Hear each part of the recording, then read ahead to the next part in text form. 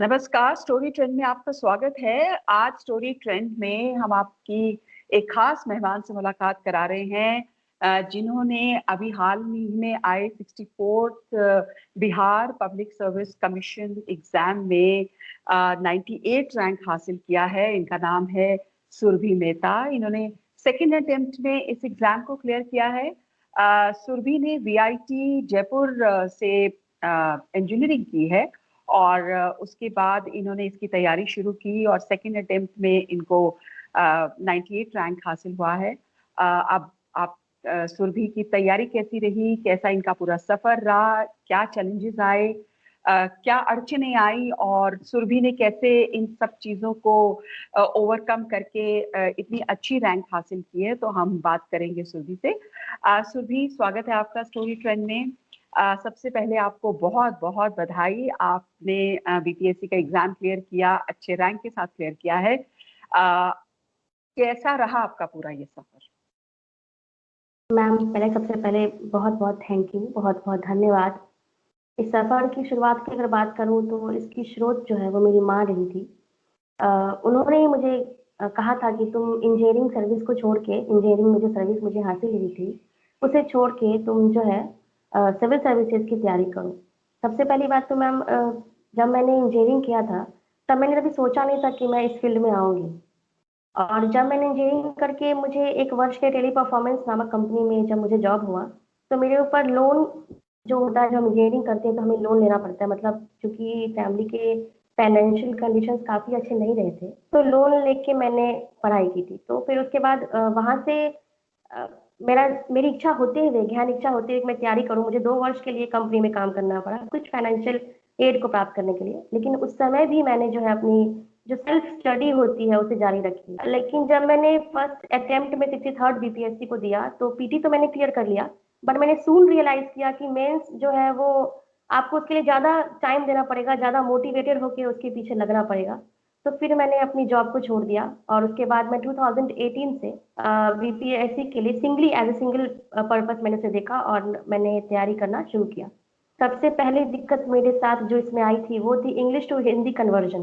Basically जो है ma'am, मेरी पूरी स्टडी जो आज पूरी बैकग्राउंड कहूँ तो वो इंग्लिश मीडियम से हुई थी और पैसे की कमी होने के कारण मैं बड़े शहर, जैसे कि लोग अक्सर देखते हैं पटना जाना, दिल्ली जाना, वहाँ जाके पीसीएस एग्जाम यूपीएससी की तैयारी करना, ये मेरे लिए पॉसिबल उस समय नहीं था। तो मैंने सोचा कि जहाँ पे मुझे कम पैसों में गाइडेंस भी सही मिल सके, मैं उस जगह को चूज करूँ। तो मुझे बताया गया कि भागलपुर एक अच्छा जगह है जहाँ पे आप पीसीएस के लिए बच्चों के रिपोर्ट, बच्चों के जो है रिजल्ट वहाँ से जी। देखे गए हैं, तो आप वहाँ पे जा सकती हैं, वहाँ से तैयारी कर सकती हैं। तो वहाँ मैंने मार्गदर्शन लिया कॉस्मोस नामिक इंस्टीट्यूट में और खुद की भी इसमें बहुत इनपुट दी, क्योंकि सारे नोट्स जो थे वो हिंदी में थे और मेरे लिए सबसे बड़ा चैलेंज था कि उसको इंग्लिश में कन्वर्ट कीजिए। बहुत सारे ऐसे टर्म्स थे जो कि मेरे बिल्कुल माथे के ऊपर से गुजरते थे। अब जैसे कि मैं कहूँ, ये कहते थे अपवर्तन, परावर्तन, ये सब शब्द वो लोग इस्तेमाल करते थे। मैंने बचपन से पढ़ा था रिफ्लेक्शन, रिफ्रैक्शन, तो सबको नेट पे सर्च करना, उसको कन्वर्ट करना, फिर से अपना नोट्स बनाना। तो इसको सबसे पहली बात यहाँ पे प्रॉब्लम आती थी, उसके लिए मैंने मतलब दिन रात एक कर दिया, डिक्शनरी लेके बैठती थी कि कन्वर्ट करूँ, मुझे समझ में आए। और मैंने एक चीज़ और अच्छी ये क्या की थी कि पता नहीं, मुझे बहुत पहले से कॉन्फिडेंस था कि मैं कर तो लूँगी, इसलिए मैंने मेंस के जो नोट्स थे जो इंस्टीट्यूट से मिले थे उसे भी मैं साइलेंटली साइड साइड से कभी कभी टाइम निकाल निकाल के अपने इंग्लिश में अपने नोट्स को मैं तैयार करती रहती थी, पीटी के साथ ही। और मैं बच्चों से, जो भी यहाँ के एस्पिरेंट्स हैं, उनसे यही कहना चाहूँगी कि पीटी के साथ साथ जब आप सोचते हैं कि आप पीसीएस एग्जाम की तैयारी करें या यूपीएससी की तैयारी करें, तो पीटी और मेंस की तैयारी साथ में शुरू करें, क्योंकि काफ़ी ऐसे क्वेश्चंस हैं या कंसेप्ट हैं जो मेंस से काफ़ी ज़्यादा मैटर करते हैं, मतलब मैच करते हैं पीटी से। और मैंने वहाँ पे उसको प्रिपरेशन करना शुरू किया, मेंस के सब्जेक्ट को भी। और जो सेकंड प्रॉब्लम मेरे साथ आई वो ये थी कि मेरा सब्जेक्ट रहा था टेक्निकल, मैंने इंजीनियरिंग कर रखी थी और इलेक्ट्रॉनिक्स कम्युनिकेशन से सब्जेक्ट मिलते तो थे पर सिलेबस काफ़ी वेरी था, बहुत वेरी कर रहा था सब्जेक्ट। तो मैंने सोचा कुछ ऐसा सब्जेक्ट चुना जाए जो कि काफ़ी कंसेप्चुअल हो। तो मुझे उसके लिए सबसे बेस्ट सब्जेक्ट चुनने के बाद, काफ़ी सोचने के बाद, मैंने कम से कम 5 से 7 दिन तो लगा दिए सोचने में। सिलेबस में रोज दिन देखा करती थी बीपीएससी को खोल के, आखिर मुझसे कौन सा सब्जेक्ट जो है वो संभल जाएगा जो मैं कर सकूंगी। तो मैंने जो कंसेप्ट बेस वो सबसे अच्छा लगा वो उस समय था ज्योग्राफी, क्योंकि उसके बारे में था कि अगर आप कंसेप्ट समझ गए तो आप पिक्चर वगैरह ड्रॉ करके, और जो भी जैसे कहीं किसी भी जगह के बारे में आपको, किसी भी प्रोसेस के बारे में आपको एक्सप्लेन करना है, फिजिकल प्रोसेस जैसे ओशनोलॉजी हो गया, या बहुत ऐसे टर्म्स हैं और बहुत सारे ऐसे प्रोसेस हैं, उसके डायग्राम्स को आप समझ लेंगे तो आप उसको अपने टेक्निकल टर्म्स में जो है कन्वर्ट करके उसको लिख सकेंगे। काफ़ी मैच हो रहा था वो इंजीनियरिंग सब्जेक्ट से, तो मैंने कंसेप्ट को मैटर करके सोच के मैंने उस सब्जेक्ट को चूज़ किया और उस पर मेहनत करी, और फिर जाके मुझे 64 बीपीएससी में पीटी के साथ साथ मेंस में भी सफलता मिली। और फिर मैंने इंटरव्यू के लिए, जब इंटरव्यू की बात आई मैम, तो उस समय में मेरे साथ प्रॉब्लम ये हो गई कि कोरोना वायरस का लॉकडाउन शुरू हो चुका था। अब मैं कहीं बाहर जा नहीं सकती थी, कि जैसे मेरे घर में कहा गया था अगर तुम पीटी और मेंस में क्लियर कर लोगी तो हम तुम्हें कहीं बाहर भेज देंगे इंटरव्यू के। तो फिर मैंने ऑनलाइन ही जो है, जो ऑनलाइन इंस्टीट्यूट्स हैं उनसे सहारा लिया, और भी बच्चों के बहुत सारे वीडियोस देखे जो कि मेरे से पहले जो एस्पिरेंट्स थे जो कि पास हुए थे बीपीएससी में, टॉप रैंकर्स थे, तो मैंने उनको देख देख के मैम काफ़ी सीखा। तो एक शॉर्टकट में ये सफ़र मेरा रहा था। कितना कितने घंटे आप रोज देती थी पढ़ाई को, और सोशल लाइफ कैसी थी आपकी, इसके बारे में कुछ बताएं। बिल्कुल बिल्कुल मैम। पढ़ाई की बात अगर करूँ तो मेरे लिए सबसे ज़्यादा इम्पोर्टेंट चीज़ ये रहा कि मैंने इसको कंटिन्यूटी को मेंटेन किया। मैंने इस चीज़ को, जिस दिन मैंने बीपीएससी की तैयारी शुरू की थी, मैंने मन में ठाना था कि मैं अपने पर्सनल और प्रोफेशनल लाइफ को अलग रखूंगी, क्योंकि एक्चुअली ऐसा होता है काफ़ी दफ़ा, घर की प्रॉब्लम्स या किसी का शादी विवाह या कुछ भी ऐसे फंक्शंस हो या कुछ प्रॉब्लम हो घर में, हो जाती हैं।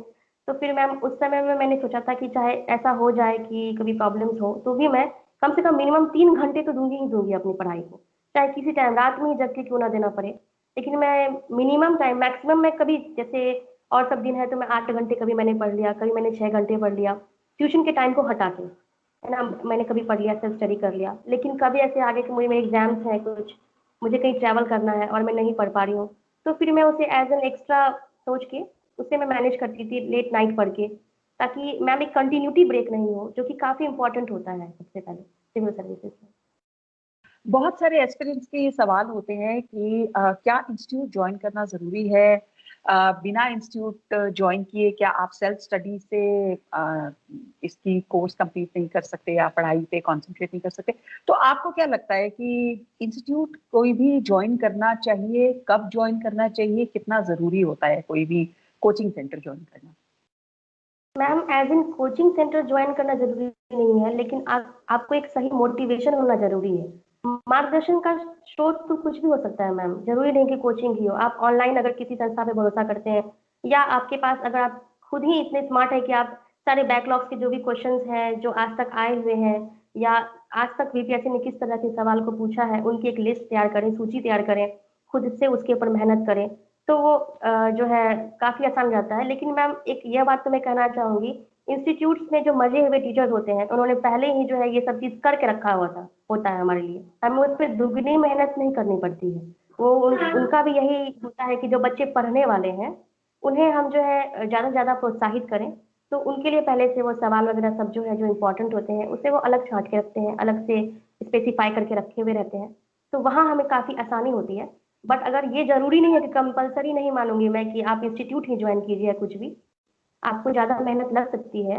लेकिन अगर आप खुद, अगर आपके पास उपाय नहीं है, जैसे कि अभी के दौर में देखा जाए तो लॉकडाउन वगैरह चल रहा है, बच्चों की कोचिंग छूट गई हैं, तो काफ़ी कोई कोई होते हैं कि कोचिंग ही नहीं खुला है तो मैं तैयारी कैसे करूँगा, मैं जा ही नहीं कर सकता, मैं कर ही नहीं सकता या नहीं सकती, तो वो खुद से भी सेल्फ स्टडी कर सकते हैं। और मैम कोई मोटिवेशन दे और तब आप सेल्फ स्टडी करें, लेकिन सेल्फ स्टडी तो सबसे इम्पोर्टेंट है, सबसे ही इम्पोर्टेंट है सेल्फ स्टडी। एक चीज और है कि आप क्योंकि साइंस स्टूडेंट रही हैं, आपका हमेशा ध्यान साइंस की और फिजिक्स केमिस्ट्री इन सब्जेक्ट्स की ओर रहा, तो अब इसमें तो आपको जनरल स्टडीज की भी तैयारी करनी होती है। तो जनरल स्टडीज के लिए आपको कितनी मेहनत करनी पड़ी, क्या उसमें आपको कितनी प्रॉब्लम आई, या आपने कैसे उसको किया, कैसे आपने उसकी तैयारी की?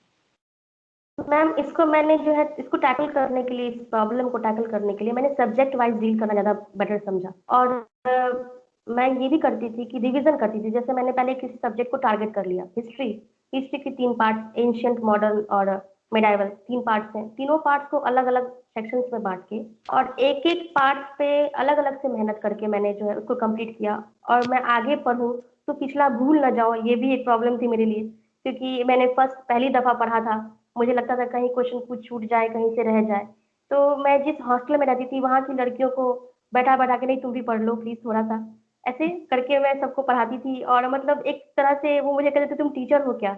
मैं कहती थी नहीं, नहीं बस इसमें इसमें मेरा भी फ़ायदा है ना मैम? तो मैं उनको बैठा-बैठा के भी पढ़ाया करती थी और इससे मेरा भी काफ़ी ज़्यादा ही मुझे काफ़ी पॉज़िटिविटी मिलती थी।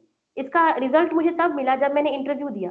तो वो हम्म, बोलने की क्षमता जो है मेरे मेरे अंदर कब से जागृत हुई मैं समझ नहीं पाई, लेकिन वो वहीं से शुरू हो गई थी जब मैंने बच्चियों को पढ़ाना और छोटे बच्चियों को और उन्हें भी कुछ-कुछ इन्फॉर्मेशन देना जैसे कि 10th-12th की उनकी बुक्स को पढ़ना। उन्हें भी कभी-कभी फ्री में एजुकेशन कुछ पूछ लो तो हाँ, दीदी है आइए पूछ लेते हैं। तो हम्म। उनको भी हेल्प करने में और मैम ये इससे काफ़ी पॉज़िटिविटी मुझे तब एहसास हुआ जब मैंने इंटरव्यू दिया था।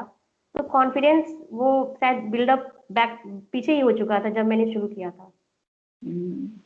टीवी, फिल्में और ये नेटफ्लिक्स वगैरह, अमेज़न, इसको कितना समय दिया आपने? इसको छोड़ा या देखती थी, फिल्मों का मज़ा लेती थी या बिल्कुल सब छोड़-छाड़ के सिर्फ़ पढ़ाई पे फ़ोकस किया? नहीं मैम, मैंने कभी फ़िल्मों वगैरह को नहीं छोड़ा। मेरा ये कहना है कि हर एक चीज़ का पॉज़िटिव और नेगेटिव एस्पेक्ट होता है। जैसे अगर फ़ेसबुक या फिर कोई भी मीडिया है, उसका भी आप पॉज़िटिव उपयोग कर सकते हैं और नेगेटिव उपयोग भी। अगर जैसे फ़ेसबुक की लत लग जाए तो व्यक्ति पूरे दिन उस पे लगा रहता है। लेकिन अगर आप उसको एज़ अ न्यूज़ फ़ीड इस्तेमाल करें या उसको एज़ अ पॉज़िटिविटी के रूप में किसी भी चीज़ में इन्वॉल्व करें, किसी भी सोशल मीडिया चीज़ को, तो वो आपको काफ़ी पॉज़िटिविटी ऐड भी करती है और काफ़ी ज़्यादा आपको आगे हेल्प भी करती है। काफ़ी ऐसी चीज़ें हैं जैसे मैंने जब पीटी वगैरह एग्ज़ाम दिया या फिर जब मैं रिटन एग्ज़ाम देने गई, तो जैसे माइंड में कुछ भी चीज़ आना तो मैम ये कहीं लगता था कहीं पढ़ा हुआ है मैंने। तो वो कब हँसते-खेलते मैंने फ़ेसबुक देखते हुए या इंस्टा देखते हुए या फिर जो है जो न्यूज़ फ़ीड आती थी या जो मैंने जैसे दैनिक भास्कर वगैरह किसी-किसी को मैंने जो लॉगिन कर रखा था न्यूज़ के लिए, तो उन उन सब से मुझे काफ़ी इन्फॉर्मेशन बीच-बीच में मिल जाया करती थी। एक झलक देख लेने से ही काफ़ी क्वेश्चन्स मेरे उस समय में सॉल्व हो जाया करते थे। तो मैम ये काफ़ी ऐसा नहीं है कि आप उसे छोड़ना चाहिए, आप कंप्लीटली लॉकडाउन कर दिया कि नहीं, नहीं अब छोड़ दो, अब नहीं हुँ। कर सकते, पढ़ाई है तो बंद ही कर दिया, व्हाट्सएप ही नहीं चला रहे। Ma'am as a mood fresh इस्तेमाल कर सकते हैं, लेकिन अगर वो हानि करने लग जाए तो फिर तो घाटे का ही सौदा है मैम फिर उसको यूज़ करना तो। आजकल काफ़ी देखने में आ रहा है इंस्टाग्राम पे, फ़ेसबुक पे यूपीएससी एस्पिरेंट्स या यूपीएससी को लेके बड़े सारे ग्रुप्स बने हुए हैं स्टूडेंट्स के, जो एग्ज़ाम की तैयारी कर रहे हैं। तो वो क्या क्या वो भी काफ़ी यूज़फुल होते हैं? ये बहुत सारे लोग इस बात को जानना चाहते हैं। क्या वो भी यूज़फुल होते हैं? क्योंकि लोग उनको जॉइन तो कर लेते हैं, लेकिन वो इतनी न्यूज़ फ़ीड उसमें आती रहती है, तो वो कुछ काम की होती है, नहीं होती? इसके बारे में कुछ बताएँगी? बिल्कुल मैम, न्यूज़ फ़ीड वगैरह जो है वो मैं ये नहीं कहूँगी कि हर एक को सब्सक्राइब करो, लेकिन कुछ ऑथराइज़्ड हैं जिन्होंने जो है आज तक रिज़ल्ट भी काफ़ी काफ़ी अच्छा दिया है, उसको जॉइन आप कर सकते हैं। लेकिन इन सब न्यूज़ फ़ीड को मैंने ये कहा कि कुछ समय के लिए आप देख सकते हैं, लेकिन बेसिकली आपको भरोसा अगर करना है तो आप डेली न्यूज़पेपर अवश्य पढ़ें। क्योंकि उसमें जो है वो जो इन न्यूज़पेपर के जो इन्फॉर्मेशंस हैं, प्लस के जो भी और भी जो मंथली मैगज़ीन्स आते हैं, उनको भी किसी एक मैगज़ीन को तो अवश्य पढ़ना चाहिए। जैसे स्पीडी हो गया या पत्रिका दर्पण हो गई, इन सबको मैं अक्सर लिया करती थी और मंथ के मंथ ही कंप्लीट कर लिया करती थी। क्योंकि कभी-कभी ऐसा होता है कि जो बीपीएससी एस्पिरेंट्स होते हैं, वो यह करते हैं कि अंत के समय में एग्ज़ाम आ गया तो अब वो अंत के 15 दिन रखते हैं कि अब करंट अफ़ेयर्स को ही देख जाएँगे। ऐसे हुँ, में मैम ओवरलैप हो जाता है माइंड काफ़ी ज़्यादा और व्यक्ति के मन में ये हमेशा रहता है कि मैं कर सकूँगी कि नहीं कर सकूँगी, अंत में रख दिया। उस समय माइंड में और प्रेशर होता है कि मेरा पिछला सब्जेक्ट रिवीजन हुआ है या नहीं हुआ है। अभी मैं ये करंट अफेयर्स को पढ़ रही हूँ, कहीं ऐसा ना हो कि सारा का सारा पिछला जो मैंने पढ़ा है वो माइंड से निकल जाए। तो फिर इसलिए मैम मैं यही कहूँगी कि मंथली मंथली जो है, जो भी आपके ऐसे मैगज़ीन्स के स्रोत हैं उसको पढ़ना चाहिए और न्यूज़ फ़ीड भी देखना चाहिए बट आप भरोसा तो न्यूज़पेपर पे ही करें, ज़्यादा बेटर रहेगा। सुरभि अब आगे आपकी पोस्टिंग या आप कुछ पता चला कि आपको कहाँ जाना है? क्या पोस्टिंग मिलेगी आपको? यस मैम, मुझे बिहार एडमिनिस्ट्रेटिव सर्विस मिला है और मेरा रैंक 98 है। बीसी कैटेगरी 06 में जो 49 पद थे उसमें से एक ही पद अवेलेबल था एसडीएम के लिए, तो वही पद मुझे मिला है मैम। बट अभी पोस्टिंग के बारे में कुछ इन्फॉर्मेशन नहीं आई है। संभवतः ट्रेनिंग के लिए बुलाया जाएगा पहले, उसके बाद ही फिर पोस्टिंग बताई जाएगी किस जिले में होगी। बहुत-बहुत आपको शुभकामनाएँ सुरभि। बहुत आपका हमारी शुभकामनाएँ हैं आपके साथ। आपका आगे का सफ़र बहुत अच्छा जाए और स्टोरी फ्रेंड पे आपने समय दिया इसके लिए बहुत-बहुत धन्यवाद।